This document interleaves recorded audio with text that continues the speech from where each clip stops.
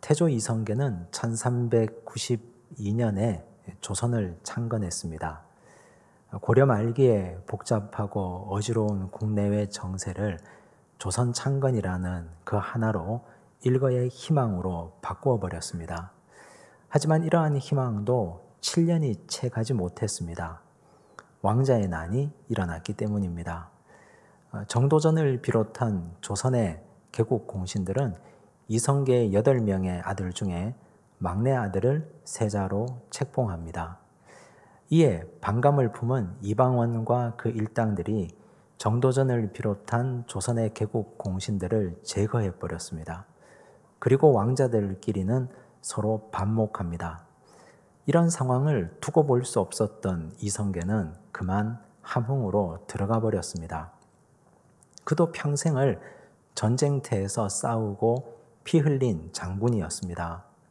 나라를 세운 위대한 지도자였습니다.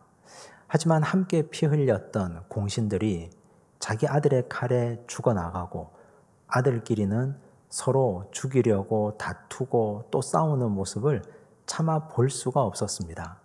이제 자신의 목숨까지도 위협할 지경이 되고 이제는 더 이상 두려움, 불안 가운데 살 수 없어 함흥으로 떠나버렸습니다.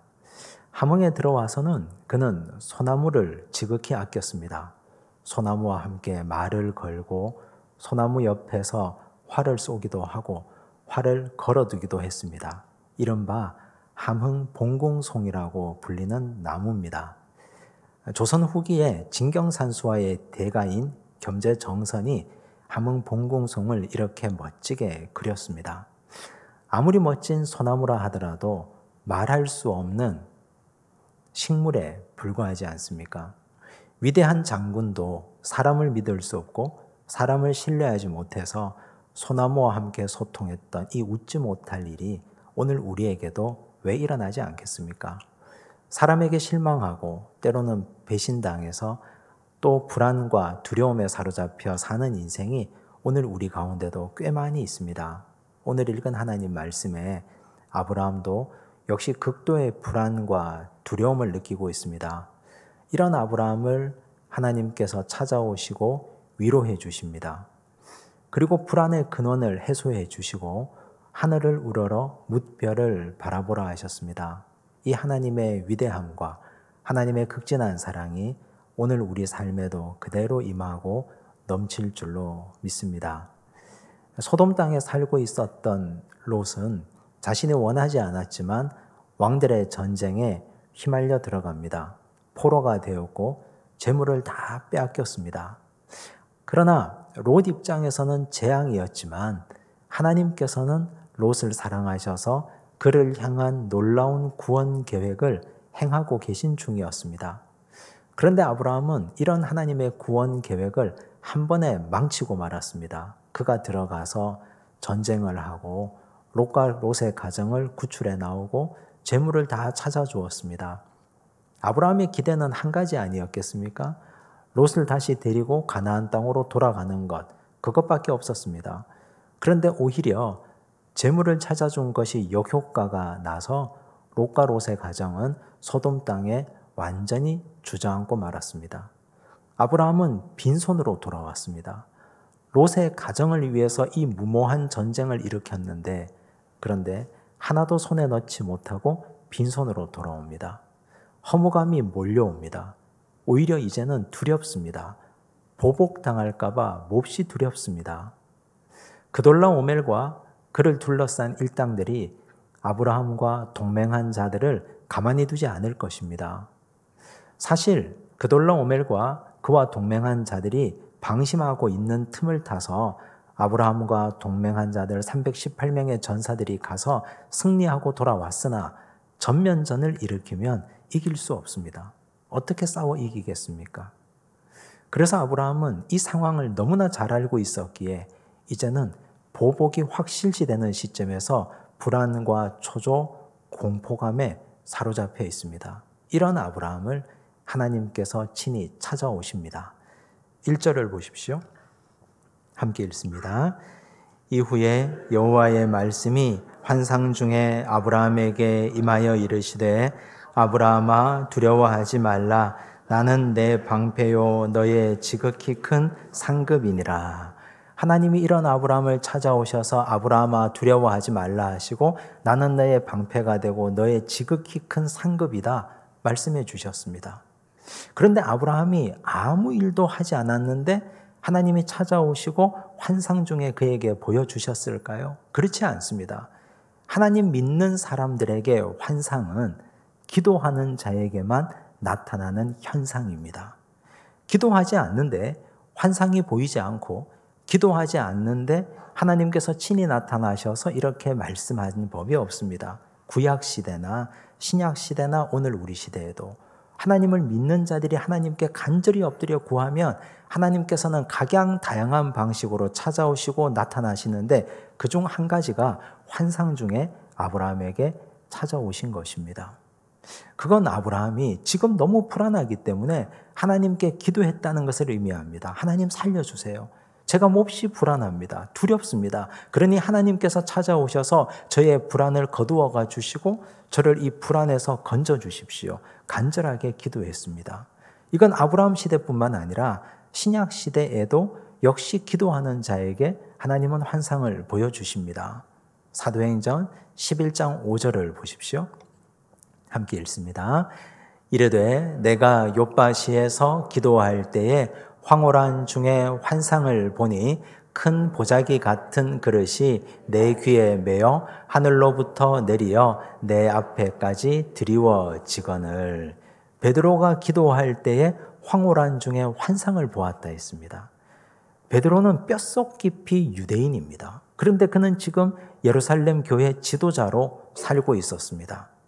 유대인은 이방인을 개 취급합니다. 그런데 하나님께서 기도하는 중에 베드로에게 환상을 보여주셨습니다. 하늘에서 보자기 같은 것이 내려옵니다. 보자기를 열어보니 유대인들에게 금지된 음식이 잔뜩 있습니다. 하늘에서 소리가 들립니다. 일어나 잡아먹으라. 베드로가 말합니다. 하나님, 저는 유대인으로 살면서 이 부정한 음식들을 한 번도 먹어본 적이 없습니다. 먹을 수가 없습니다. 그랬더니 하나님께서 내가 정하다 하였으니 너는 일어나 잡아먹으라. 이 말씀은 유대인들이요, 이방인들을 멀리하지 마라. 교회 공동체 안에 이방인들을 환대하고 받아들이라는 하나님의 명령이었고 말씀이었습니다. 기도하는 중에 환상을 보고 이 환상을 본 베드로는 고넬료의 집에 갔고 이방인 고넬료와 그의 가족을 만나고 그들에게 세례를 베풀고 교회 공동체의 일원으로 받아들였습니다. 기도하는 자에게 하나님은 이렇게 환상을 보여주시고 응답해 주십니다. 아브라함도 역시 불안해서 기도했고 하나님은 그에게 친히 찾아와 주셨습니다. 사람들마다 저마다 불안에 대처하는 방식이 제각각입니다. 어떤 사람은 불안하기 때문에 더 열심히 일을 합니다. 열심히 돈을 벌고 열심히 일을 하면 불안이 사라질 것 같습니다. 그런데 열심히 일을 해서 돈은 모았는데 내 몸은 피곤한데 일이 끝나고 나면 공허가 몰려옵니다. 불안감은 사라지지 않습니다. 여전히 불안하고 여전히 불편하고 여전히 두렵고 걱정이 차오릅니다. 어떤 사람은 사람을 만납니다. 차를 마시고 수다를 떨고 술을 마십니다. 그 사람과 함께 있을 때는 불안감이 사라지는 것 같습니다. 걱정, 근심이 없어지는 것 같습니다. 하지만 영원할 수 없습니다. 그 친구와 헤어지고 나면 더 큰 공허가 내 마음속에 찾아옵니다.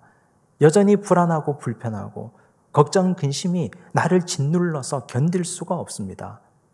불안의 근원이 해소되지 않았기 때문입니다. 우린 왜 불안합니까? 사람들이 불안한 이유는 내 능력 밖의 일이 나에게 곧 닥치고 일어나기 때문입니다. 내가 가진 능력으로 해결할 수 있으면 왜 불안하겠습니까? 해결하면 그만인데 왜 불안하겠습니까? 나의 능력으로는, 내 물질로는, 내 경험으로는 도대체 이 문제를 해결할 수 없기 때문에 우린 여전히 불안하고 걱정 때문에 잠을 잘 수가 없습니다. 어떻게 해야 됩니까? 아브라함 개인의 힘으로는 다가오는 보복을 견딜 수가 없기 때문에 그는 불안과 두려움과 초조에 사로잡혀 있습니다. 그래서 절대자이신, 전능자이신 하나님께 기도하는 것입니다. 내 능력 밖의 일은 내가 해결할 수 없기 때문에 나를 지으시고 세상을 창조하신 전능하신 하나님의 도움이 필요합니다. 그래서 우리는 하나님께 손을 내밉니다. 하나님 살려주십시오. 도와주십시오. 너무 불안하니 하나님 친히 찾아오셔서 이 불안의 근원을 해결해 주십시오. 그래서 기도하는 것 아닙니까? 오늘 우리가 기도해야 할 이유입니다. 살다 보면 내 능력 밖의 일을 얼마나 자주 만납니까? 많이 만나지 않습니까? 될 대로 되라시 하고 그냥 던져두면 우리는 세상 세파에 이리저리 휩쓸려 다닐 수밖에 없습니다. 전능하신 하나님의 손길을 붙잡고 기도하면 아버지 하나님께서 찾아오셔서 두려워하지 마라. 내가 너의 방패가 되어주겠다. 막아주겠다. 걱정하지 말라. 오늘도 우리 인생에 기도하는 자에게 친히 찾아오시는 하나님의 손길과 하나님의 음성이 있기를 간절히 바랍니다. 그런데 우린 여기서 한 가지 의문을 가집니다. 아브라함의 상태가 과연 하나님께 이렇게 뻔뻔하게 기도해도 되느냐? 하나님은 이런 아브라함의 기도도 들으시고 친히 찾아오시느냐 하는 질문입니다. 아브라함이 하나님의 원대한 구원 계획을 망쳐놓았지 않습니까? 롯을 향한 하나님의 구원 계획에 아브라함이 뛰어들어가서 하나님이 롯을 건져오는 그 상황을 아브라함이 휘저어놓고 말았습니다. 즉 죄를 지었다는 뜻입니다. 하나님의 뜻과 하나님의 구원 계획을 그가 망쳐두었습니다. 그런데 이런 자의 기도도 하나님이 들으시고 응답하시는가? 이런 상황에도 하나님이 친히 개입하시는가? 결론적으로 말하면 하나님이 아브라함의 기도를 들으시고 찾아오셨지 않습니까? 두려워하지 말라, 염려하지 말라, 내가 너의 방패가 되겠다. 좋으신 하나님은 그럼에도 불구하고 우리가 손을 내밀기만 하면, 입술을 벌려 기도하기만 하면 아버지 하나님은 찾아오시고 건져주시는 분입니다. 마태복음 14장 29절에서 31절 말씀입니다. 함께 읽겠습니다.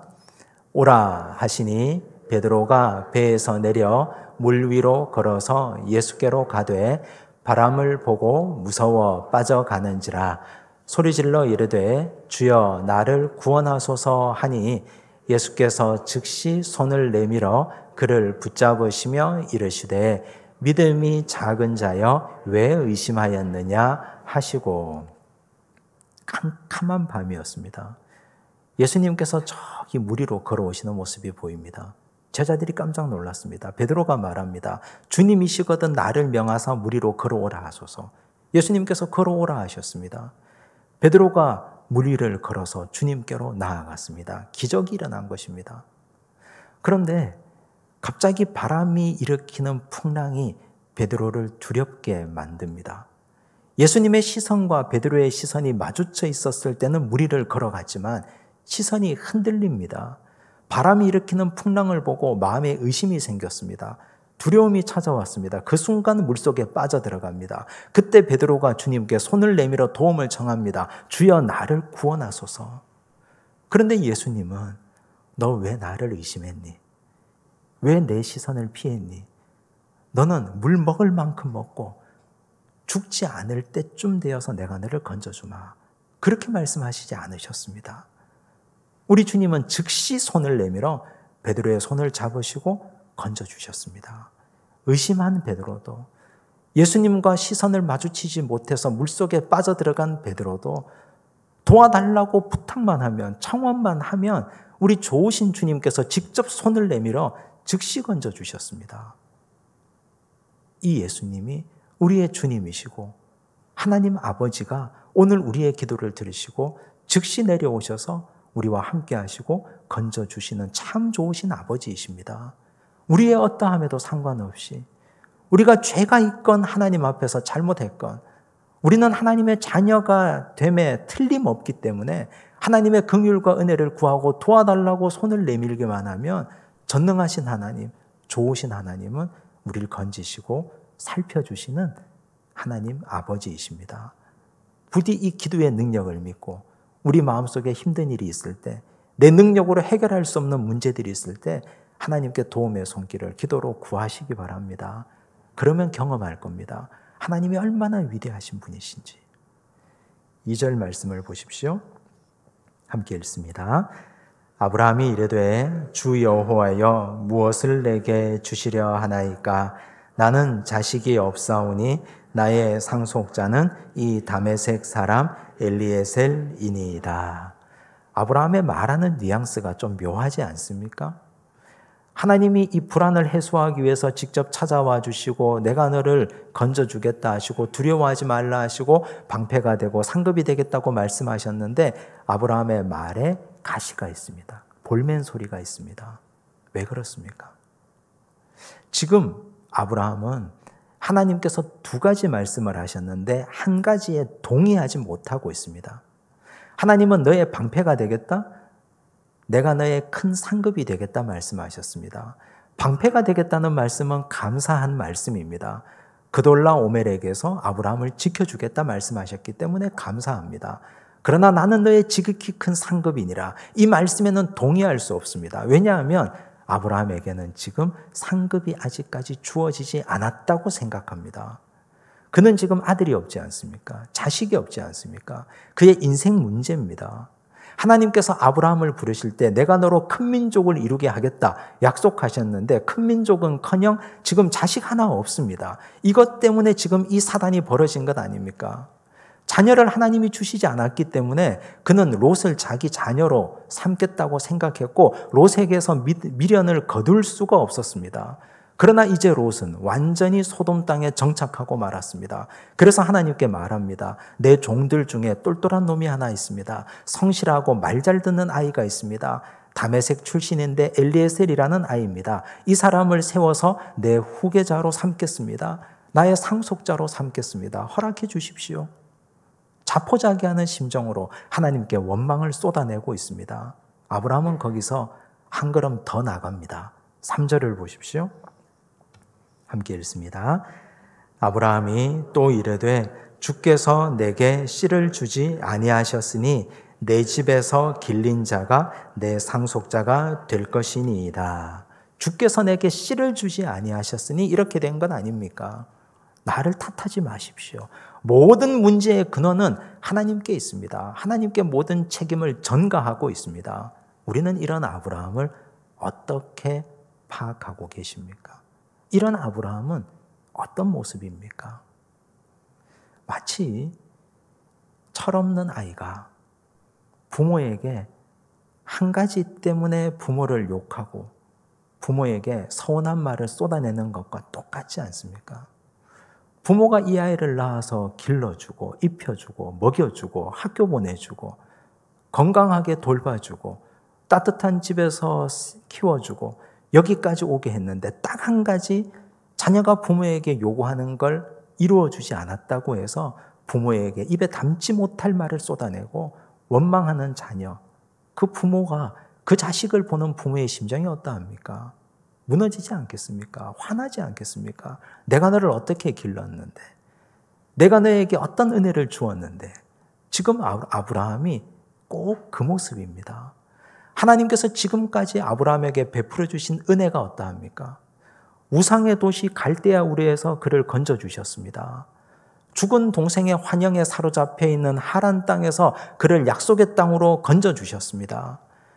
약속의 땅 가나안 땅을 견디지 못하고 기근 때문에 이집트로 내려갔습니다. 거기서 거짓말을 했습니다. 아브라함과 사레와 롯이 공모했습니다. 그것 때문에 아내를 빼앗기고 큰일을 겪게 되었습니다. 그런데 하나님께서 직접 개입하시고 아내를 다시 되찾아 돌아오게 해주셨습니다. 무모한 전쟁을 일으켰습니다. 그런데 하나님께서 친히 찾아가시고 아브라함을 그 전쟁 통해서 다시 건져주시고 구출해 주셨습니다. 지금까지 돌아보면 하나님께 감사한 일이 한두 가지가 아닙니다. 하나님께서 아브라함에게 베풀어 주신 그 은혜가 만 가지 천 가지입니다. 그런데 딱 한 가지, 나에게 자식 하나 주지 않았다고 해서 지금까지 나에게 베풀어 주신 하나님의 모든 은혜를 송두리째 부정하고 있습니다. 얼마나 어리석은 사람입니까? 지금까지 만 가지 은혜를 받았는데 하나님께서 나에게 베풀어 주신 은혜가 이렇게 크고 놀라운데 오직 딱 한 가지 응답받지 못했다고 해서 이건 하나님 탓입니다. 하나님께서 나에게 씨를 주지 않아서 이렇게 된 것 아닙니까? 하나님을 원망하는 아브라함, 오늘 우리와 너무 닮아 있지 않습니까? 성도들 중에도 성숙한 성도가 있고 아직까지 미성숙한 성도도 있습니다. 미성숙한 성도의 특징은 피해의식이 굉장히 많습니다.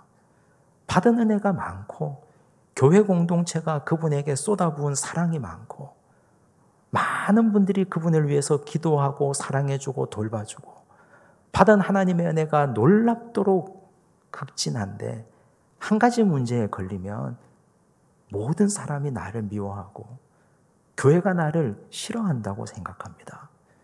그 때문에 믿음을 버리고 그 때문에 하나님에게서 등을 돌리는 분들이 꽤 많이 있습니다. 우리는 어떻습니까? 성숙한 성도는 반대로 교회를 먼저 생각하고 공동체를 생각하고 하나님께 받은 은혜를 먼저 세워보는 분들입니다. 지난 2월 셋째 주일 우리 교회 창립 기념주일이었습니다. 코로나 때문에 함께 식탁 교제를 나누지 못해서 선물을 드렸습니다. 일회용 미역국과 햇반을 담아서 드렸습니다. 교회 마당에 오시는 분들이 가족 수대로 받아가게 선물을 준비했습니다. 넉넉하게 준비했습니다. 어느 할머니 한 분이 오셔서 딱 하나만 받아가셨습니다. 그런데 제가 그 집에 식구가 여럿 있는 걸 알고 있습니다. 제가 쫓아가서 물었습니다. 몇 개 더 가져가십시오. 넉넉히 준비했습니다. 식구 수대로 가져가셔도 됩니다. 그랬더니 저는 하나만 가져가서 우리 영감님하고 나눠 먹겠습니다. 아닙니다. 더 많이 가져가셔도 됩니다. 아니, 목사님, 저는 하나만 가져가고 혹시라도 모자랄 수 있으니까 아이들이 넉넉히 먹을 수 있도록 남겨두고 싶습니다. 그래도 남으면 동네 이웃들에게 나눠주십시오. 그리고 극구 하나만 가져가셨습니다. 저는 큰 감동을 받았습니다. 이런 분들이 우리 교회를 65년 동안 이렇게 든든하게 세워오셨구나. 이런 분들이 이렇게 헌신하고 성숙한 성도들이 교회를 하나님 앞에서 이렇게 세워오셨구나. 크게 감동받았습니다. 물론 반대의 분들도 많이 있습니다. 사돈의 8촌끝까지 가져가겠다고 하시는 분들도 왜 없겠습니까? 그런데 우리가 하나님 앞에서 성숙한 성도가 어떤 삶을 살아야 되는지 그 어르신이 분명히 보여주셨습니다. 오늘은 사순절 첫 번째 주일입니다. 하나님께서 우리를 위해서 사랑하는 독생자 아들 예수 그리스도를 이 땅에 보내셨고 우린 예수님의 오심을 기억하고 기대하고 그 고난을 함께 참여하는 기간입니다. 하나님이 가장 소중한 독생자 아들을 우리에게 보내주셨지 않습니까? 그 아들은 죄가 없었습니다. 죄가 없었음에도 불구하고 매 맞았고 죄 없었음에도 불구하고 십자가에 달렸고 죄 없었음에도 불구하고 십자가에 달려 돌아가셨습니다. 누구 때문에요? 바로 우리 때문에. 내 죄 때문에 하나님의 아들 독생자 예수 그리스도가 십자가에 달려 돌아가셨습니다. 사실은 내가 죽어야 되는데 죄의 삭은 사망이라고 했기 때문에 내가 그 죄 때문에 죽어야 마땅함에도 불구하고 하나님의 아들 독생자 예수 그리스도를 하나님께서 나를 위하여 온전히 내어주셨습니다. 더 이상 뭐가 더 필요합니까? 우린 구원받았는데 하나님께서 아들까지 내어주셨는데 모든 것 다 주셨는데 우린 지금도 여전히 하나님께 더 달라고 때를 씁니다. 하나님은 다 주셨는데 우리는 지금도 여전히 물질이 부족하다고 물질 달라고 하나님께 떼쓰고 우리 자녀들이 성공해야 된다고 성공을 위해서 부르짖고 떼쓰고 그것 이루어주지 않으면 하나님이 나를 마치 사랑하지 않는 것처럼 하나님께 화내고 하나님께 볼멘소리하고 가시돋친 말을 쏟아내고 있지 않습니까? 하나님이 이런 우리의 모습을 보시고 어떻게 생각하시겠습니까?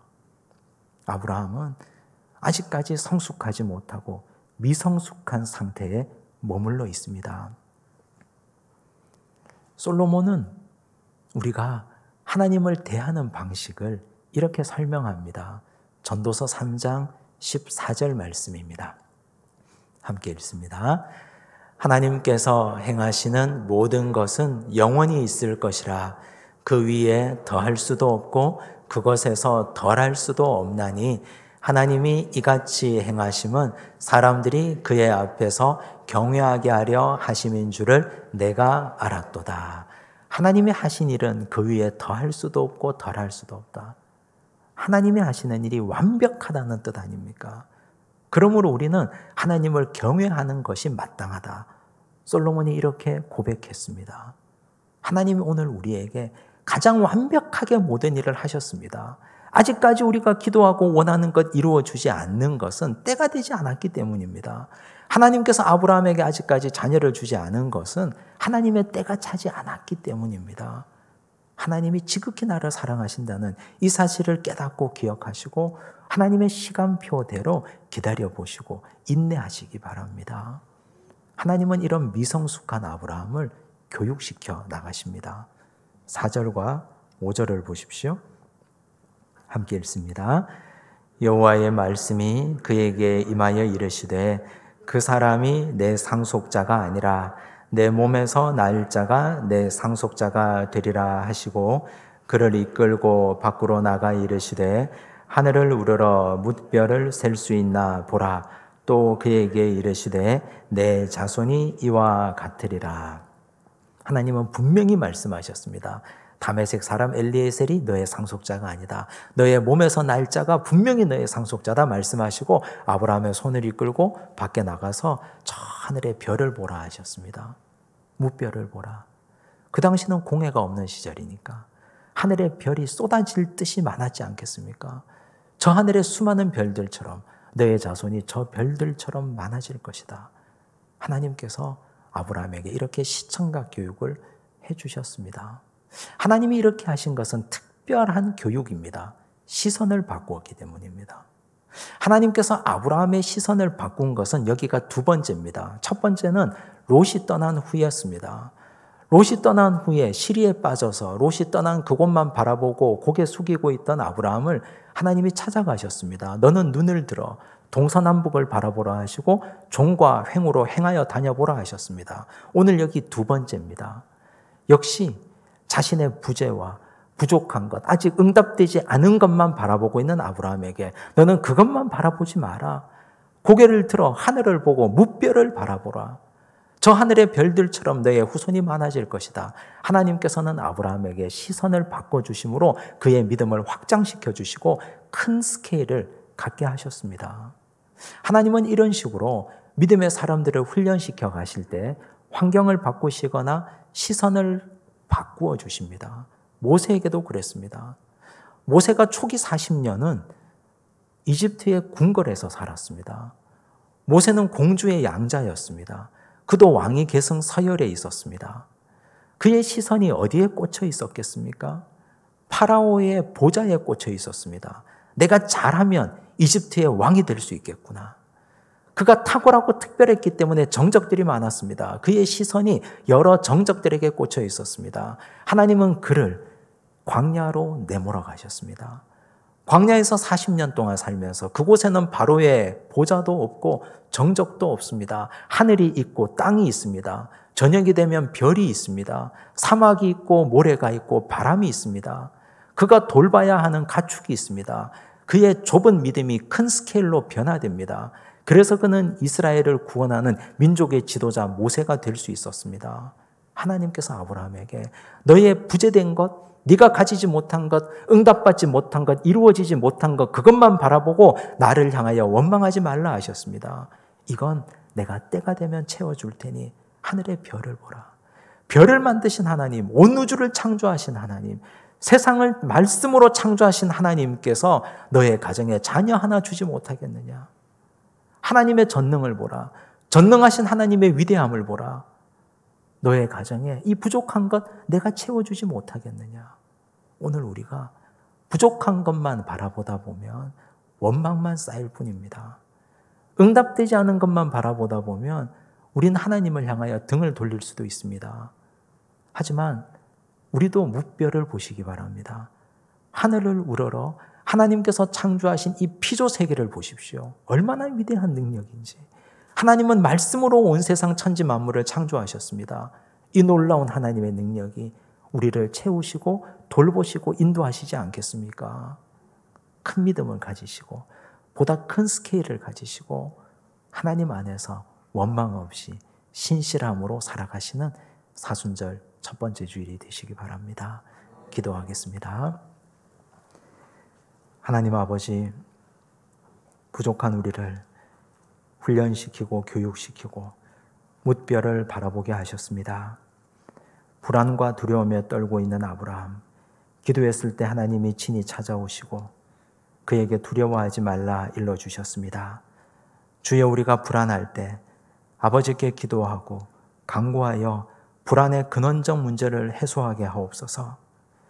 여전히 이루어지지 않은 문제 때문에 아버지를 원망하고 미성숙한 상태로 머물지 않도록 도우시고 우리가 눈을 들어 하늘의 뭇별을 바라보게 하옵소서.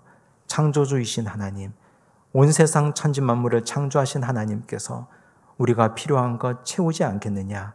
이 하나님의 놀랍고 위대하신 사랑을 기억하고 깨닫고 하나님의 모든 손길 앞에 우리의 존재를 드리게 하옵소서. 모든 말씀 예수님 이름으로 기도드리옵나이다. 아멘.